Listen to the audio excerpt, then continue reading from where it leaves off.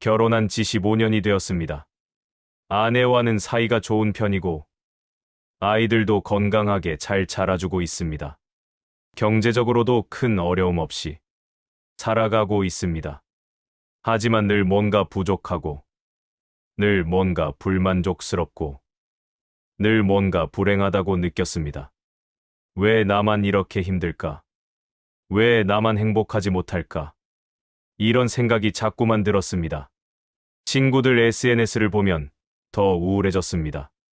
다들 행복해 보이는데 나만 불행한 것 같았습니다. 어느 날 장모님 댁에 갔습니다. 명절도 아닌데 시간이 나서 들렀습니다. 장모님은 항상 그랬듯이 따뜻하게 맞아주셨습니다. 어서 와, 김서방. 밥 먹었어? 장모님은 올해 72살이십니다. 평생을 가난하게 사셨습니다. 장인어른은 일찍 돌아가셔서 혼자서 자식 셋을 키우셨습니다. 새벽부터 밤까지 일하시며 손이 부르트고 허리가 굽도록 자식들을 키우셨습니다. 그런데 신기한 것은 장모님은 항상 웃고 계신다는 것입니다. 힘들었던 이야기를 하실 때도, 돈이 없어 고생했던 이야기를 하실 때도 항상 웃으시며 말씀하십니다. 그때는 그랬지 뭐. 그래도 다 잘 됐잖아. 저는 항상 궁금했습니다. 장모님은 어떻게 저렇게 항상 웃으실 수 있을까? 그날 용기를 내어 여쭤봤습니다. 장모님, 어떻게 그렇게 항상 행복해 보이세요? 저는 장모님보다 훨씬 좋은 환경에서 사는데도 불행하다고 느껴지는데 장모님은 잠시 저를 바라보시다가 천천히 말씀하셨습니다. 김서방, 행복은 조건이 아니란다. 행복은 선택이야. 저는 이해가 잘 안 됐습니다. 선택이요? 무슨 뜻이세요? 장모님이 설명해 주셨습니다. 사람들은 뭔가 있어야 행복하다고 생각해. 돈이 많아야, 집이 커야, 차가 좋아야, 출세해야, 자식이 공부 잘해야 행복하다고 생각하지. 하지만 그건 아니란다. 그런 게 다 있어도 불행한 사람이 많고 그런 게 하나도 없어도 행복한 사람이 많단다. 행복은 조건이 아니라 마음이야. 무엇을 보느냐, 어떻게 생각하느냐에 따라 결정되는 거야. 저는 장모님의 말씀을 곱씹어 봤습니다.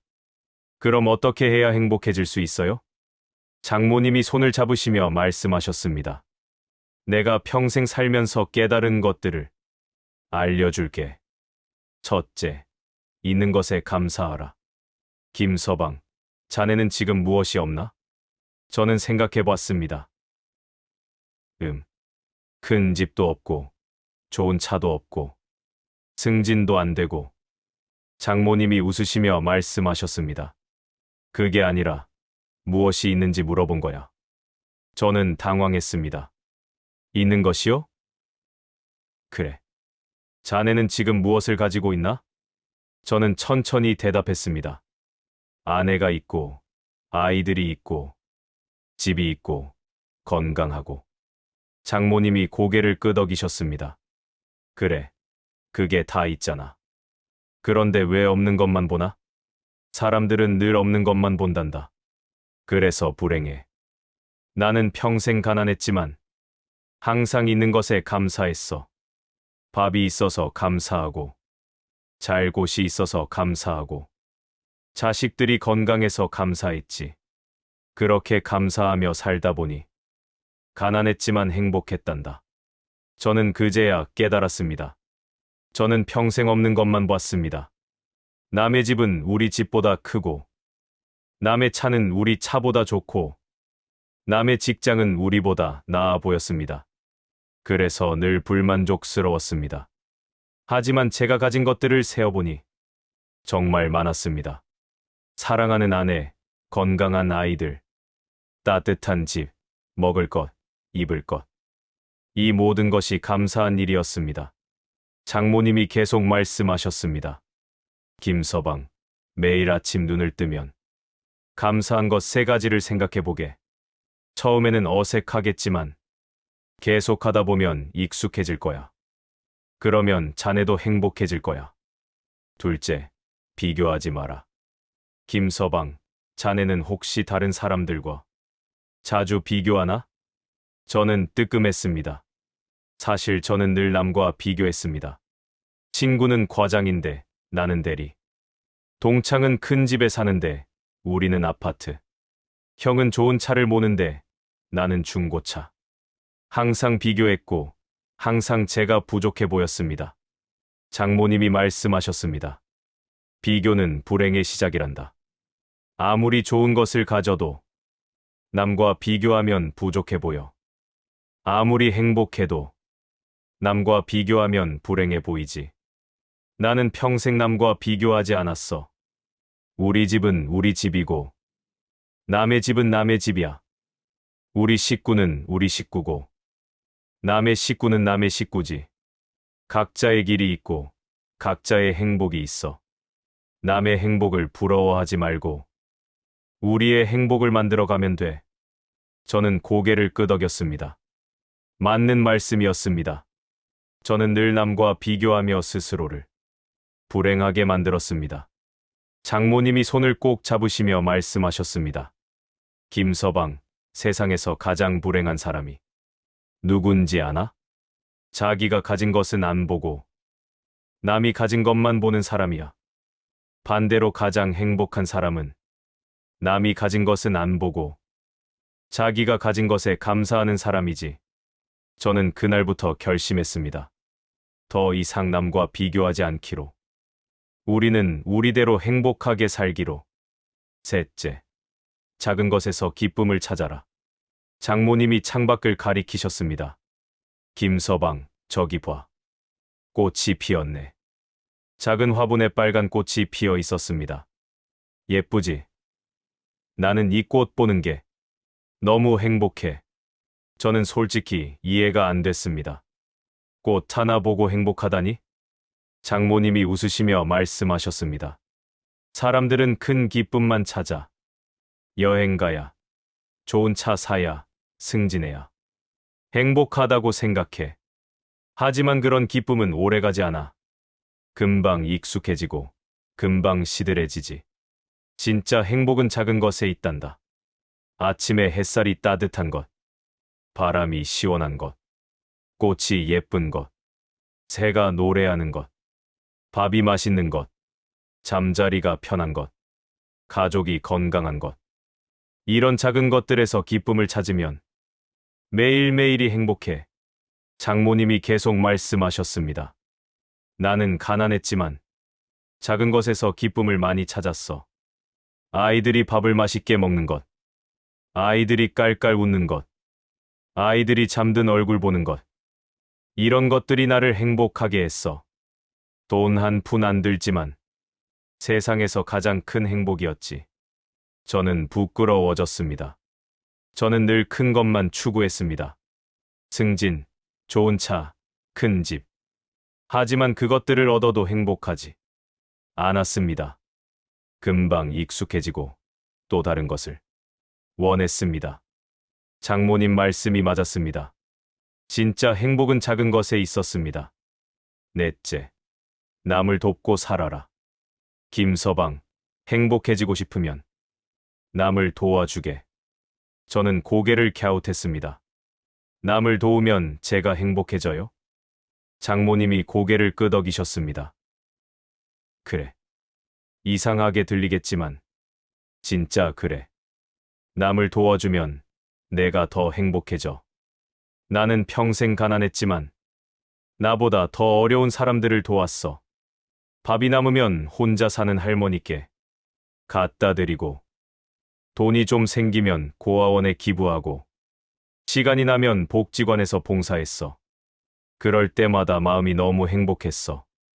아, 내가 누군가에게 도움이 되는구나. 내가 의미 있는 사람이구나. 이런 생각이 들면서 행복감이 밀려왔지. 장모님이 제 손을 잡으시며 말씀하셨습니다. 김서방, 받기만 하는 사람은 절대 행복할 수 없어. 주는 사람이 행복해. 작은 것이라도 좋아. 누군가를 도와주고 누군가에게 친절하게 대하고 누군가를 미소 짓게 해줘. 그러면 자네도 행복해질 거야. 저는 고개를 끄덕였습니다. 생각해보니 맞았습니다. 제가 가장 뿌듯하고 행복했던 순간은 누군가를 도와줬을 때였습니다. 친구가 힘들 때 위로해줬을 때, 이웃이 어려울 때 도와줬을 때, 그때 느꼈던 따뜻한 기분. 그것이 진짜 행복이었습니다. 다섯째, 원망하지 마라. 김서방, 혹시 누군가를 원망하며 사나? 저는 잠시 생각했습니다. 사실 저는 늘 누군가를 원망했습니다. 상사가 좀 더 알아줬으면, 회사가 좀 더 대우해줬으면, 부모님이 좀 더 도와주셨으면, 항상 누군가가 부족하고, 항상 누군가 때문에 불행하다고 생각했습니다. 장모님이 말씀하셨습니다. 원망은 독약이야. 원망하는 사람만 아프게 해. 나도 원망할 사람이 많았어.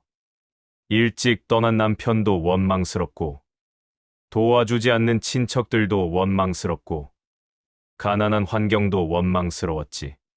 하지만 원망하면 내가 더 불행해져. 그래서 원망을 내려놓았어.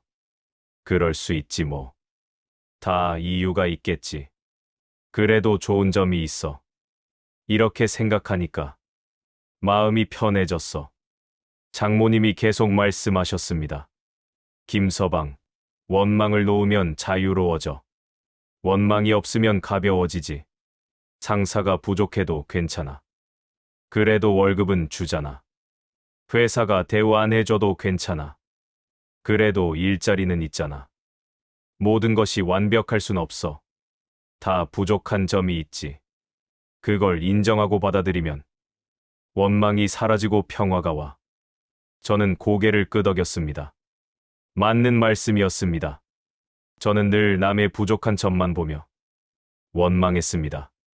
그래서 불행했습니다. 이제는 받아들이기로 했습니다. 상사도, 회사도, 모두가 부족하지만 나름대로 최선을 다하고 있다고. 여섯째, 지금 이 순간을 살아라. 김서방, 자네는 혹시 과거를 후회하거나 미래를 걱정하며 사나? 저는 뜨끔했습니다. 저는 늘 과거를 후회했습니다. 그때 그렇게 하지 말걸. 다시 돌아간다면. 또 미래를 걱정했습니다. 나중에 어떻게 되려나. 만약 이렇게 되면. 정작 지금 이 순간은 놓치고 살았습니다. 장모님이 말씀하셨습니다. 과거는 이미 지나갔어. 아무리 후회해도 바뀌지 않아. 미래는 아직 오지 않았어. 아무리 걱정해도 소용없어. 진짜 중요한 건 지금이야. 지금 이 순간. 지금 이 순간을 행복하게 살면 과거도 의미 있어지고 미래도 밝아져. 장모님이 창밖을 바라보시며 말씀하셨습니다. 나는 지금 이 순간이 행복해. 사위가 옆에 있고 차 한 잔이 있고 햇살이 따뜻하고 바람이 시원해. 과거에 힘들었던 일들도 이제는 추억이 됐고 미래에 무슨 일이 일어날지는 몰라도 지금은 행복해. 그것만으로 충분해. 저는 눈물이 났습니다. 장모님은 가진 것이 별로 없으셨지만 진짜 행복하셨습니다. 저는 가진 것이 많지만 늘 불행하다고 느꼈습니다. 차이가 뭘까요? 장모님은 지금 이 순간을 사셨고 저는 과거와 미래에 살았습니다. 일곱째, 자신을 사랑하라. 김서방, 마지막으로 가장 중요한 거 알려줄게. 자신을 사랑해야 해. 저는 고개를 갸웃했습니다. 자신을 사랑하라고요? 장모님이 고개를 끄덕이셨습니다. 그래. 많은 사람들이 자기 자신을 사랑하지 않아. 항상 자기를 부족하다고 생각하고, 항상 자기를 탓하고, 항상 자기한테 가혹하지. 하지만 그러면 절대 행복할 수 없어. 자기를 사랑해야 해. 나는 충분히 잘하고 있어. 나는 소중한 사람이야. 나는 사랑받을 자격이 있어.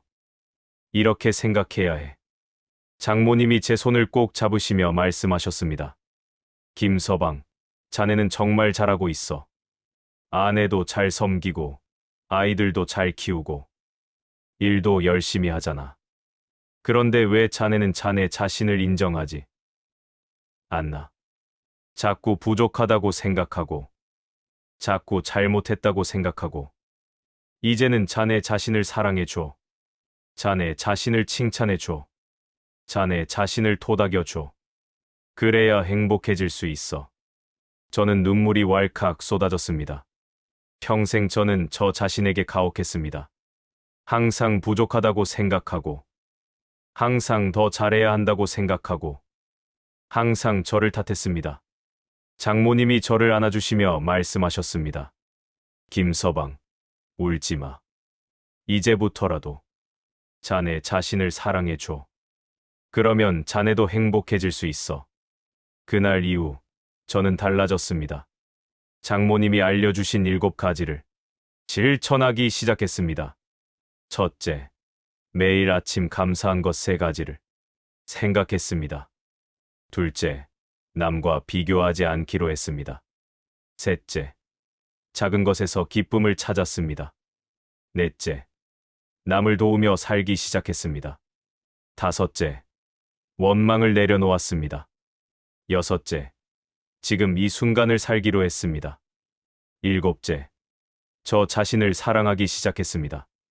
처음에는 어색했습니다. 하지만 점점 익숙해졌습니다. 그리고 신기하게도 정말로 행복해지기 시작했습니다. 환경은 하나도 바뀌지 않았습니다. 직장도 똑같고, 집도 똑같고, 돈도 똑같았습니다. 하지만 제 마음이 바뀌었고, 그것만으로 충분했습니다. 지금 저는 행복합니다. 장모님 말씀이 맞았습니다. 행복은 조건이 아니라 선택이었습니다. 무엇을 가졌느냐가 아니라 무엇을 보느냐였습니다. 어떤 환경에 있느냐가 아니라 어떤 마음을 갖느냐였습니다.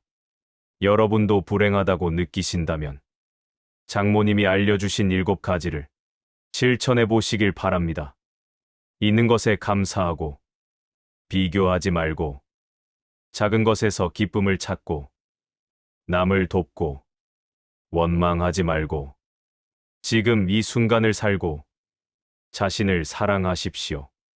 그러면 여러분도 행복해질 수 있습니다. 행복은 멀리 있지 않습니다. 바로 여러분의 마음속에 있습니다. 오늘 이야기가 여러분께 작은 위로가 되었기를 바랍니다.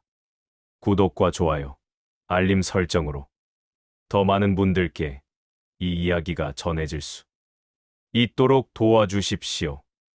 다음 시간에도 여러분의 마음을 밝게 하는 이야기로 찾아뵙겠습니다. 연화의 아침이었습니다. 고맙습니다.